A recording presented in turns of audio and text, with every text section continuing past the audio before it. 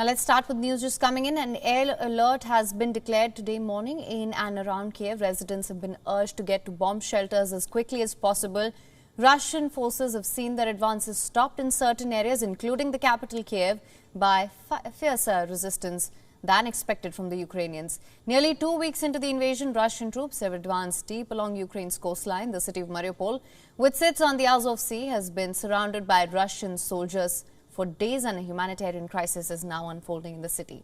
Now, for days, as Moscow's forces have laid siege to Ukrainian cities, attempts to create corridors to safely evacuate civilians have not been very successful amid the continuing fighting here.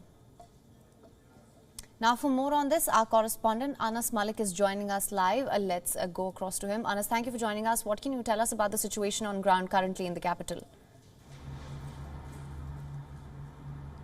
Well, today there's a relative calm. We see more and more cars out on the road. The traffic signals are functioning. But with that, we're seeing more and more military deployments as well on the road. It's roughly 8:30 a.m. here in Kyiv, in the capital of Ukraine. Last night, it did not snow much, but despite of that grimness, that tension remains in the air. Just a while back, about an hour and a half back, we saw that air raid alert coming in from the city administration that had advised to the citizens to take to the bomb shelters and stay safe until they issue further instructions. So that goes on to explain the magnitude of the situation. Now, as I talk to you, there's a lot of grimness and tensions in the air. A lot of people have been migrating. The railway station is currently full, and people only who have chosen to stay back are those who are either volunteers or who are here in the city of Kyiv by choice. Hey? All right, and also as per reports, Russian forces have seen their advances stopped in certain areas, including Kyiv. What can you tell us about the troop advancement?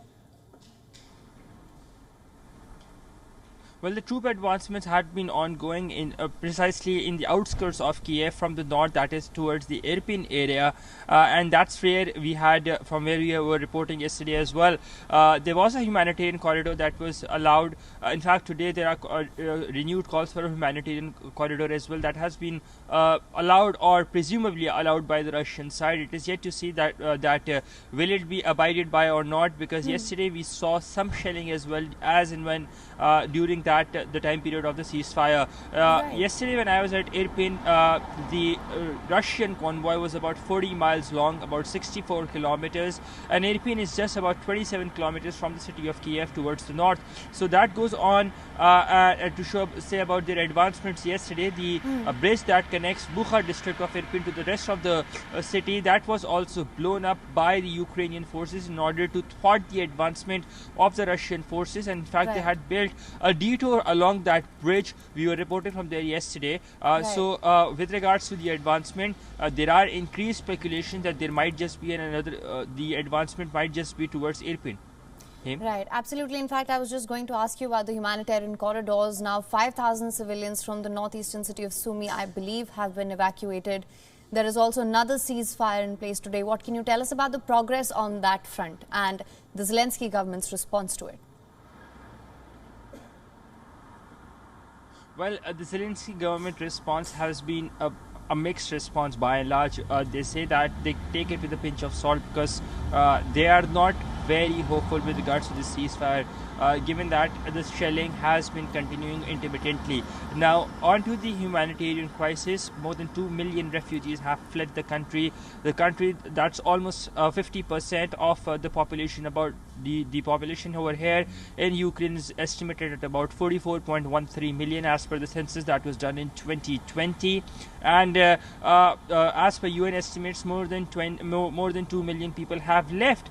So that actually goes on to show that about a greater deal of the population has actually left the country, and this will further escalate the crisis. Lots and lots of women and children are those among those who are allowed to go.